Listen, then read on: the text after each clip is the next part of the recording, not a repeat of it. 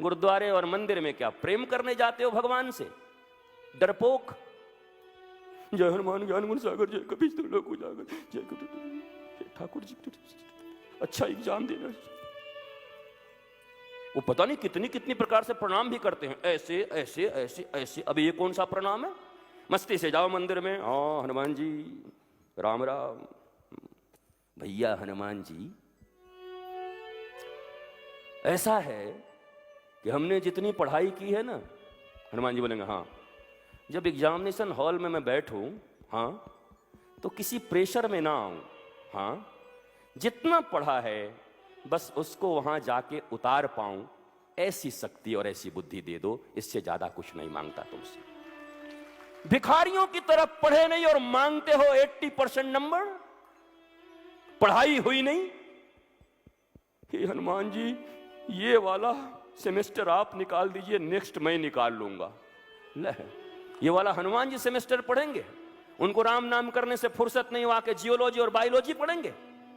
वो हरे राम करते रहते बेचारे खुद ही, उनको फुर्सत कहां है?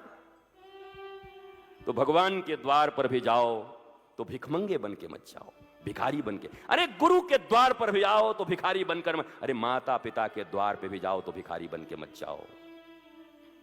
एक सेटिस्फाइड चाइल्ड, संतुष्ट बेटा, papa mummy how are you, खूब मुस्कुराते हुए दूध पीते हुए आनंद के साथ, कहां जा रहे हो? पढ़ने जा रहा हूं।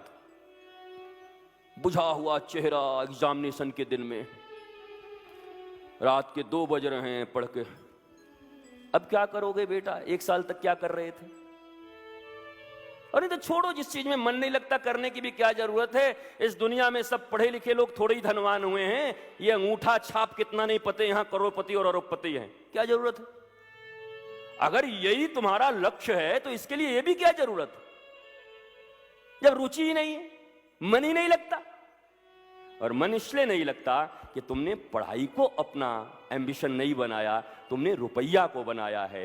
एक बार नैसर्गिक तरीके से मुझे सिर्फ पढ़ना है, सिर्फ पढ़ना है, क्या होगा मुझे कुछ पता नहीं, मैं प्राणों से पढ़ूंगा, मैं हृदय से पढ़ूंगा, मैं दिल लगा के पढ़ूंगा।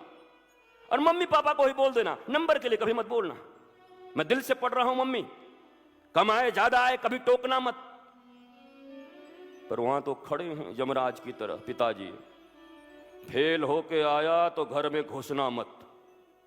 तो ठीक है, ट्रेन की पटरी थोड़ी कहीं गई है, सल्फास कहीं थोड़ी गया है, चख लेंगे। आप ही मजबूर कर देते हो अपने बच्चों को।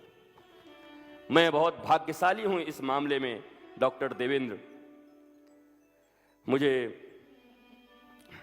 जब 2री 3री क्लास में पढ़ता था तो मेरी माँ, मेरे फ्रेंड्स थे तो किसी का 1st डिवीजन, किसी का 2nd डिवीजन चलता था उस समय में, क्लास में 1st 2nd, और मैं प्लेन पास होता था। प्लेन, उसको बोलते थे सद्दा पास, सादा पास, मैंने सीधा सादा पास। उनको 10 और 15 पैसे मिलते थे और स्टेटस एक ही था हमारी फैमिली का। मेरे पिताजी टीचर इंटर कॉलेज में, मेरी मदर भी टीचर, तो कोई बहुत बड़ी फैमिली, कोई बहुत ठीक लेकिन मध्यम वर्गीय, अच्छा खासा सुंदर, खेत बहुत था दादाजी का, तो ठीक ठाक बढ़िया चलता था, सब अच्छा था। तो मेरी माँ मुझे 70 से 80 पैसे देती और जो 1st डिवीजन पास होते उनके यहाँ 10 और 15 पैसे मिलते, और मैं कहता है देख ले मौज करता हूँ मैं तो। और आज मैं उस माँ को प्रणाम करना चाहता हूँ जिसने मुझे कंपटीशन से अलग हटा दिया और मुझे आनंद ही आनंद दे दिया मेरे जीवन में।